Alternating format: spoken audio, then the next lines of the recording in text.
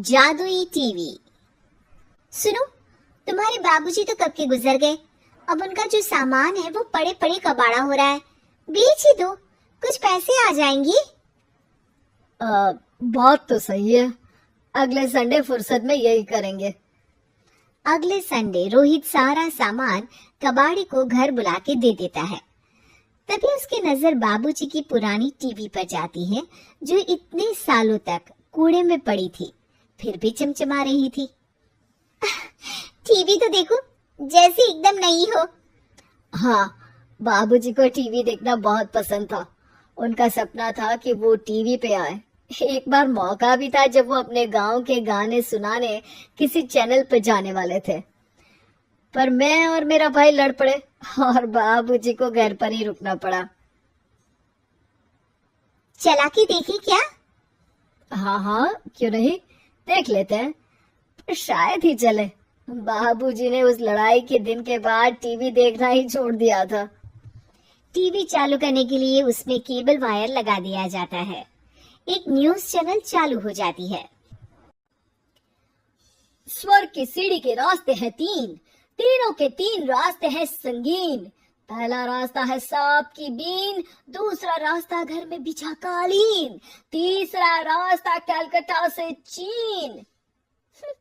ये क्या बकवास खबर है, कुछ अच्छा लगा दो।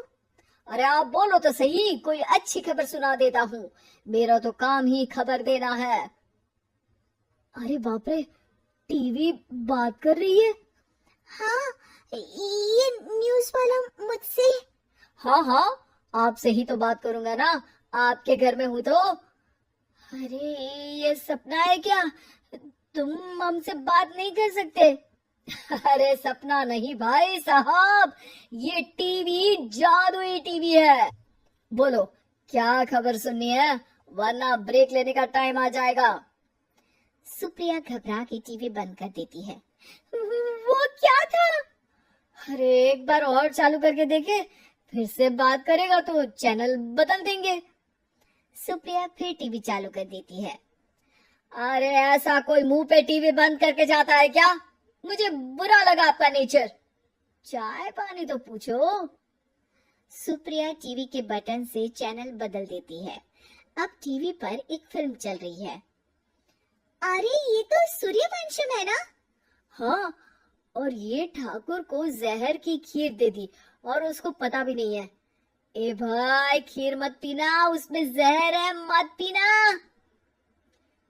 ठीक है महाशय, जैसा आप कहें। हाँ। अरे आपकी बात मान ली, पूरी पिक्चर ही अब तो बदल जाएगी। मतलब ये सच में जादुई टीवी है? तभी वहां कबाड़ी आ जाता है। भैया, टीवी के 150 रुपए दूंगा, चलेगा? अरे 1.5 करोड़ में भी ना दे तुमको ये टीवी हम। अरे 1.5 करोड़ खरीदने को होते तो तुम्हारे घर में ये पानी चाय नहीं पीता, अंबानी या टाटा के घर बैठा कोल्ड कॉफी पीता। रोहित कबाड़ी का हिसाब करके उसे वहां से चलता करता है और अपने भाई शशिकांत को फोन लगा के बुलाता है। शशि थोड़ी ही देर में वहां पहुंच जाता है। क्या हो गया भैया? अरे बाबूजी का टीवी याद है? हाँ, जिसमें घुसे रहते थे हमेशा वो, और अपने को कुछ नहीं देखने देते थे। अरे वो अब जादुई टीवी बन गया है। भैया, आपकी बकवास करने की आदत अब तक नहीं गई। अरे आपके घर में बच्चे हैं, अब तो बड़ों जैसी बात करो। रोहित जाके टीवी चालू कर देता है। टीवी पर एक जादू का शो हो रहा है जिसमें एक जादूगर है। अब मैं अपनी टोपी में से कबूतर निकालूंगा। श्रिंग ब्रिंग श्रिंग बम फोपा फुफी फुफा बाउ।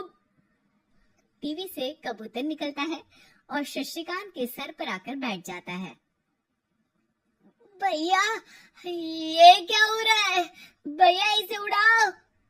ए कबूतर, जा कबूतर, चल निकल।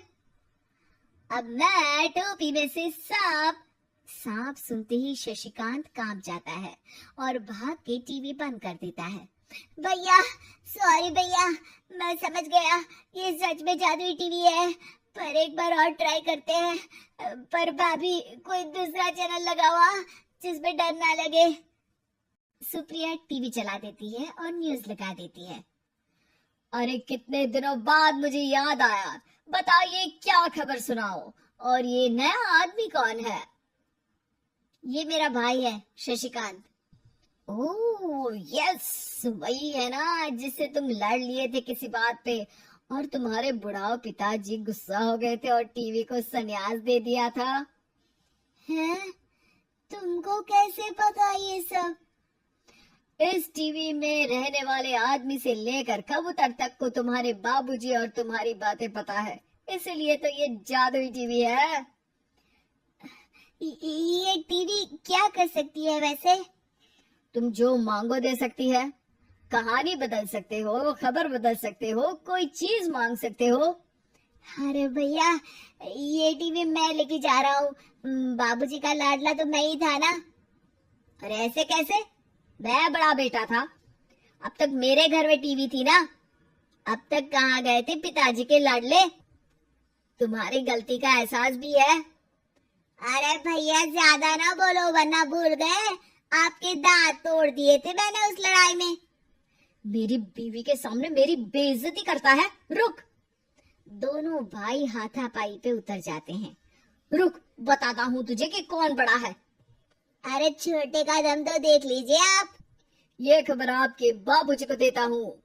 तभी टीवी अचानक बंद हो जाता है। अरे शायद टीवी नाराज हो गया। और लड़ लो, आए बड़े खली बनने। टीवी से एक तेज रोशनी निकलती है और टीवी में बाबूजी दिखाई देते हैं। बाबूजी आप?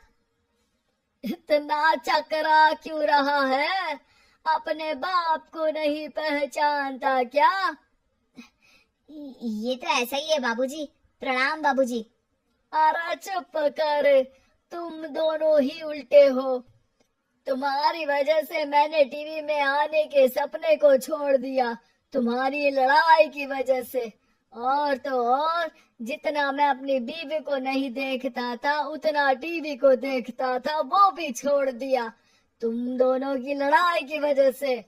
और अब मरने के बाद जब मैंने टीवी को जादुई टीवी बना दिया तो भी तुम इसका फल लेने की जगह लड़ रहे हो। अरे तुम तो लायक ही नहीं हो। अब तुमको बाबा जी का ठुल्लू भी नहीं मिलेगा। बाबूजी चले जाते हैं। टीवी बंद हो जाता है। रोहित और शशिकांत गिड़गिड़ा के टीवी के सामने हाथ जोड़ के बाबूजी को बुलाते हैं, पर टीवी सिर्फ धुआं निकालता रहता है।